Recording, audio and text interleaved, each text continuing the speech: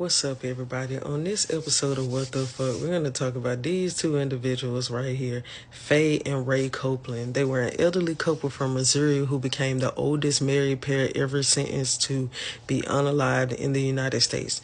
They were convicted for unaliving drifters as they lured them to their farm as part of a cold-blooded fraud scheme. Ray Copeland was born December 30th, 1914, and Faye Della Copeland was born on August 4th, 1921. They lived in a small, isolated farm near Mooresville, Missouri. They were known as a quiet, hard-working couple, though Ray had a criminal record for theft and check fraud dating back to the early 1930s. By the 1980s, the Copelands were in their 60s and 70s, appearing as an ordinary rural couple but secretly running a deadly scam.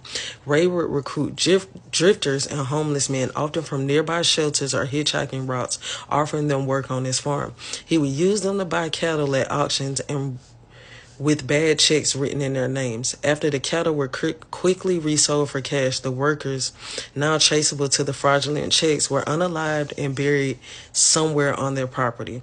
This allowed Ray to profit while eliminating witnesses to his crimes. In 1989, police began investigating after one former worker tipped them off, saying several men had gone missing after working for the Copelands. A search of the farm uncovered 5 decomposing bodies, all young men shot in the head with a .22 caliber Marlin rifle, the same gun linked to Ray.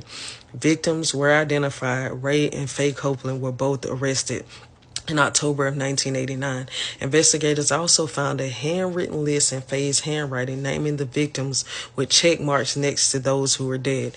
Ray was convicted of 5 counts of murder of unaliving in 1991 and sentenced to be unalived. Faye was tried separately, convicted of 4 counts, and sentenced to be unalived. Through her supporters argued that she was a submissive, absent spouse who acted under Ray's domination. Public sympathy grew for Faye because she was portrayed as an elderly, manipulated woman. In 1999, Faye's sentence was commuted to life in prison due to deteriorating health issues after she suffered a stroke. She died in 2003 at the age of 82. Ray died in 1993 at the age of 78 on death row, although never being executed. The Copelands remain infamous for being the oldest couple ever sentenced to death in American history. Their case had been featured in numerous true crime documentaries and books, including Quiet Killers, The Elderly Killers, and the Copeland Murders. The murders shocked the nation, particularly because of the killers' advanced age and their methodical nature of their crimes, greed, and self-preservation, masked by rural simplicity.